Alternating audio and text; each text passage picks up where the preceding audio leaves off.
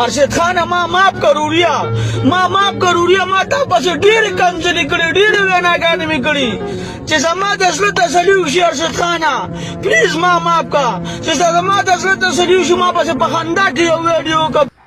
الحمدلله ما چرته د یو پښتون سپکاوی نه دی کړی، همیشه دپاره مې پښتنو ته عزت ورکړی دی او ورکوم به. دا زما په ټیک ټاک کې میشن دی. ټیک ته په یو سړي پسې څوک دروغ وایي، دروغ په اوله کې ډېر په تیزۍ سره رواني، خو انشاءالله جیت د صحیح د رښتیا وي.